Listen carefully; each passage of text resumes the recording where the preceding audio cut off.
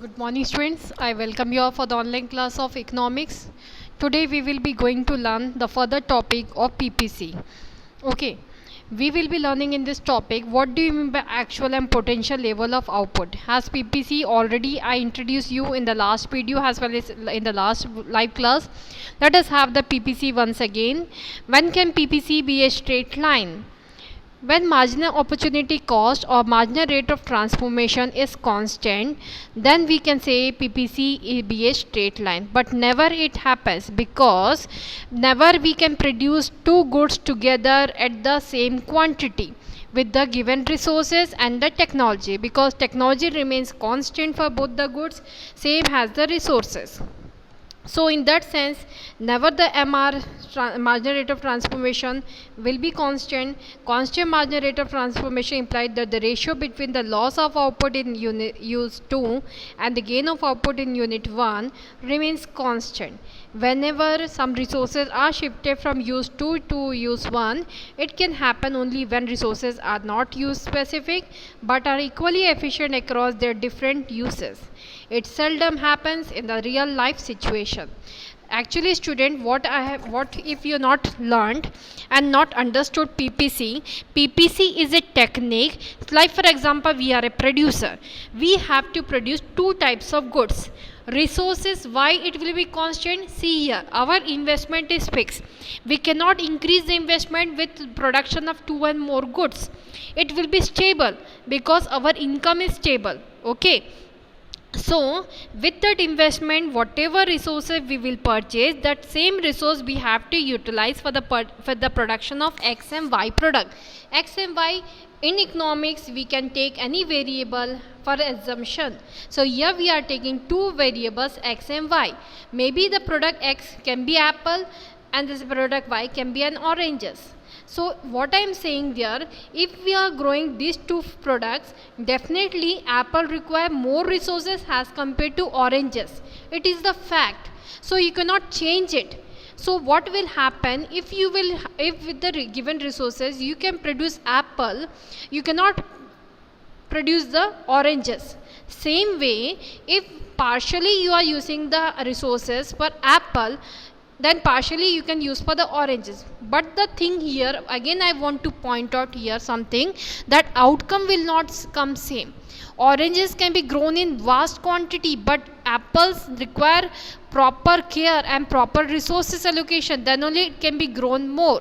So what the second thing we had pointed out here, same resources if we are applying for partially also for both the things, then the thing is that outcome will be different for different types of product.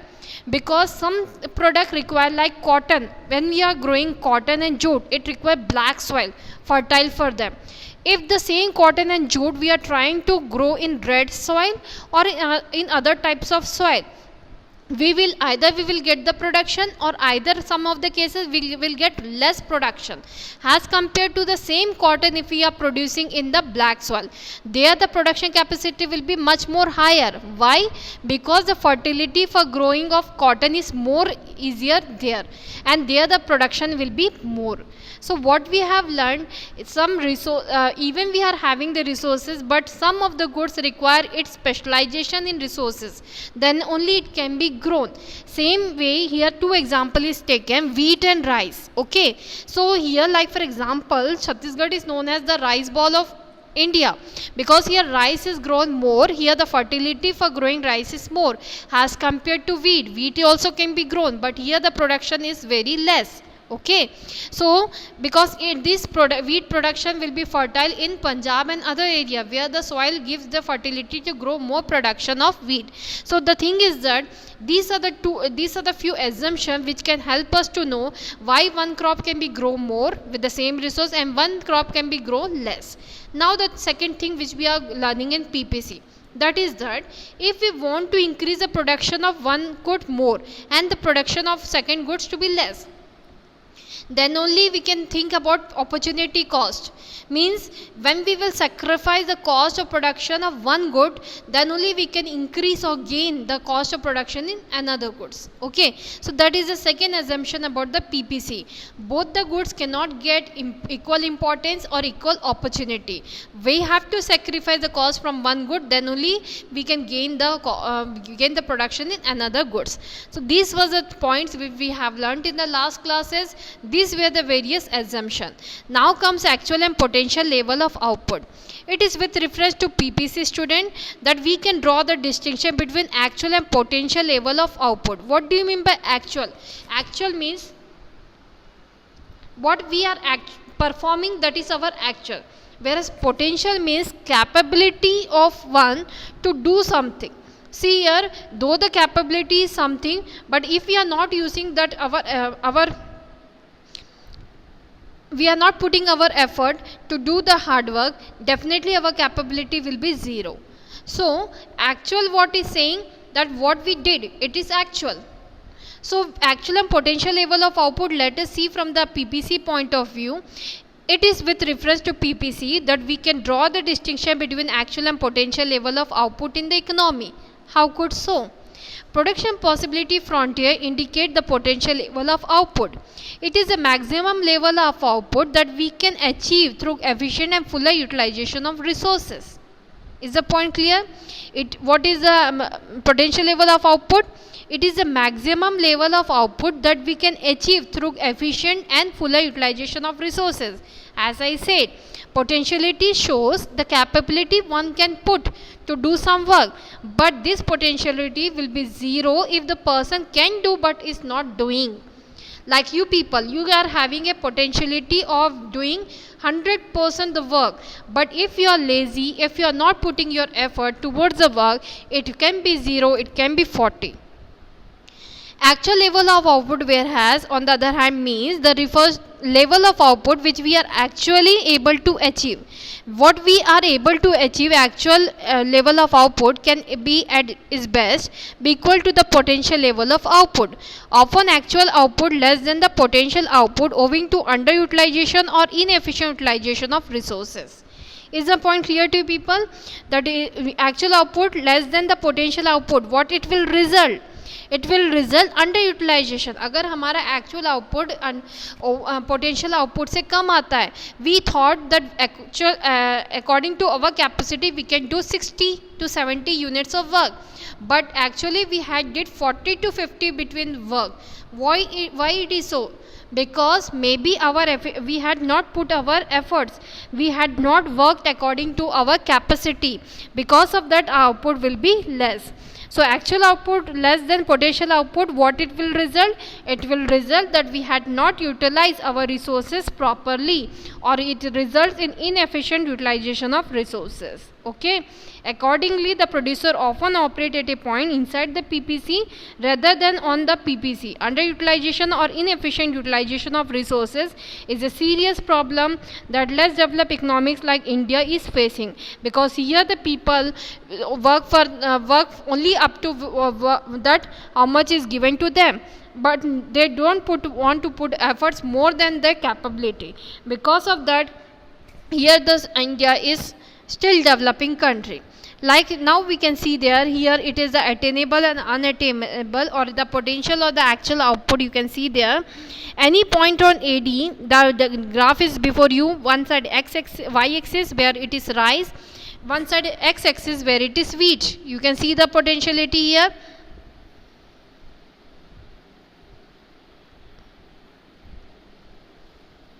Here I am showing the y and here it is the x. Here it is a production showing rice, here it is a production showing wheat.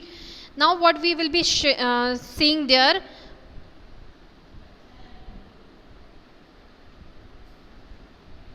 underutilization or inefficient utilization of resources and corresponding actual level of output. This is the particular thing. And fuller utilization of resources, when it will be there, the whole graph, if we had worked out, then it will show fuller utilization of resources and the corresponding potential level of output. But if we are coming inside that graph, then it is showing the actual level of output. So this was our potentiality, but actually what we gain, this is the actual output. Now comes any point on AD like point P correspond to fuller utilization of resources and efficient utilization of resources. It showed the potential level of output in the economy. Any point inside AD like point F or G correspond to underutilization of resources or inefficient utilization of resources. It showed that the actual level of output is less than the potential level of output. Now comes the next. Here underutilization, one example is given. Labor is underutilized or less than fully employed in India. What is the reason? Because here motivation is not given properly to the people in which direction they have to work. If that is given with their knowledge, definitely fuller utilization of resources can be done. Mass unemployment in India proved this point, that labor are underutilized, because here more and more number of unemployed people are there, but productivity cannot be increased by employing them, because resources are very scarce in India like country. Because of that, what we see, always the actual output remains less than the potential output. If we will see the population of our country, then more and more goods can be produced, more and more services can be produced, but the thing is that actual investment capacity of India is not that much that they can employ all the peoples and get the work to be done. So that's why it shows actual output less than the potential output. Do all attainable combination point to the same level of output? No. The answer is very wrong, because all attainable combination never remains the same. It will change with the change of the input. As the input will increase, as we learned, resources will change, technology will change, output level will increase. So attainable combination of output may broadly be split as attainable combination on the PPCs and attainable combination within the PPC. Those within the PPC point to underutilization or inefficient utilization of resources. Those on the PPC point to fuller and efficient utilization of resources. Obviously, therefore, output level corresponding to attainable combination on the PPC must be higher than the output level corresponding to attainable combination within the PPC. Now comes student growth of resources. The another point which will help you to learn the actual output and potential output. Definitely, when the growth of resources will be there, your actual output can be increased. Over time, an economy may generate or acquire more resources. Gulf countries, for example, have acquired additional sources of oil. By selling of these countries have acquired more capital goods. They have enhanced their production capacity. Accordingly, their PPC has shifted to the right. Figure 8 shows shift in PPC to the right when availability of resources increases. Now comes the next. P, and you can see there first the graph was AD, and when the resources increase, it shifted to the right direction and make the new curve, that is P to P. So this is a thing when increases in the resources. Whenever any increase in resources will be there for the PPC, it will result in the shiftment of curve from the left to right. A note of caution, a situation of unemployment of resources should not be confused as a situation of loss of resources. Definitely, अगर हम resources का fully utilise नहीं कर रहे हैं, इसका ये मतलब नहीं कि हमारे वो रिसोर्सेज लॉस हो गए. It is our inefficiency that we are not making full utilization of resources. We cannot say we are not having resources, that's why production is less. If we are having the resources, we are not making it full utilization, then it is the inefficiency of the person, not the loss of the resources. It simply is a situation of underutilization of resources.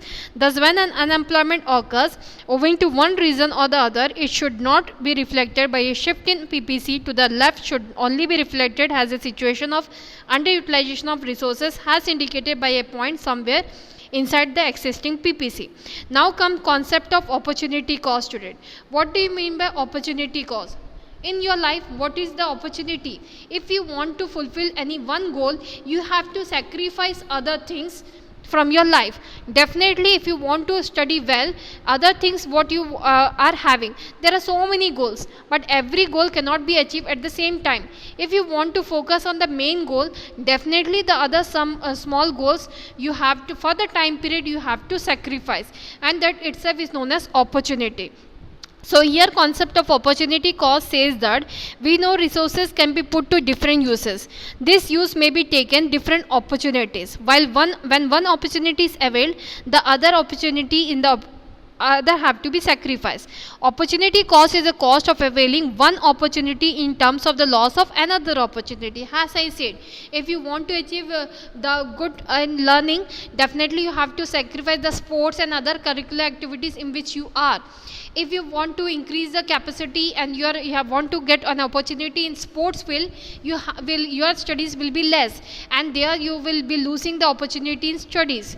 So parallelly, has our capacity is not to go in every field parallelly. Because of that, it happens when we are forwarding with one opportunity, definitely other opportunities in our life is lacking.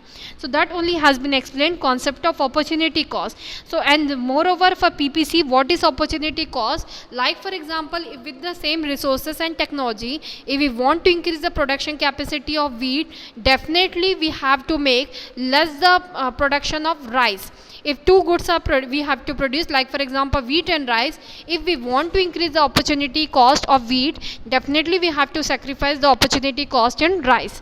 We cannot go parallelly, one has to be sacrificed. So opportunity cost is the cost of availing one opportunity in terms of the loss of other opportunity. It is the value of a factor in its next best alternative use. Next come, what is the opportunity cost of opting for higher studies rather than a job? It is the amount of wage salary the person. If this question is asking, if you don't want to do much more higher studies, if you lose the opportunity of higher studies,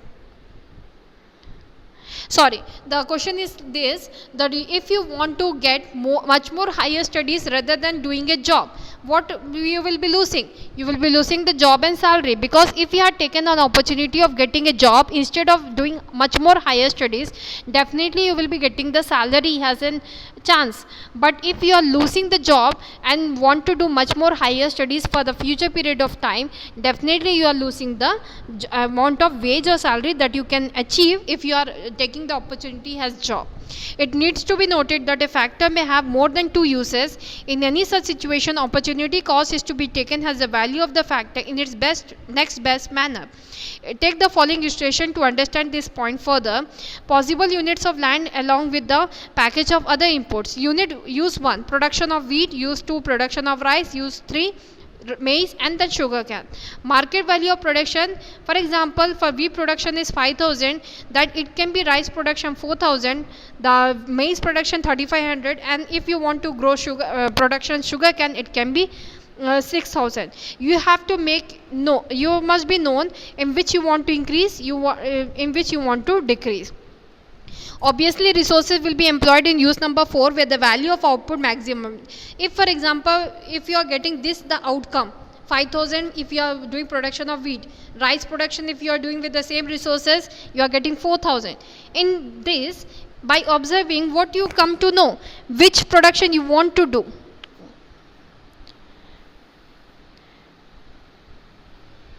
definitely 6,000, जिसका output ज़्यादा मिलेगा आप उसी का production करने की कोशिश करोगे.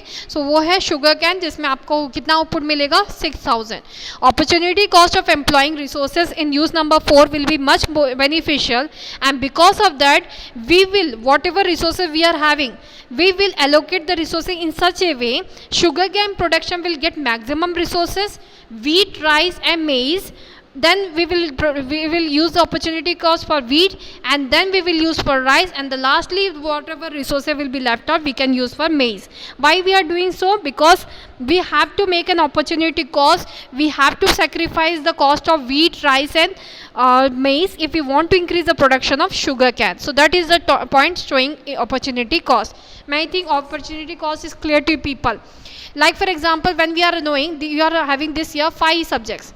Accountancy, which is a practicing subject and needs more attention. Definitely in a day, whatever time you are taking for study, English you are one time if you are able to understand, business studies one time you are able to understand, but statistics economics and accountancy you require more time, and IP also you require more time. So you will allocate the time what you are taking for studies in such a way you will give more importance to that subject which it takes more time for learning, and less time for those subjects which takes less time for learning. This what we are learning is known as opportunity cost, because the subject which is taking more time to grasp, you are giving more time, and to give more time to that subject, you are sacrificing and taking out the time from those subject which you can learn easily.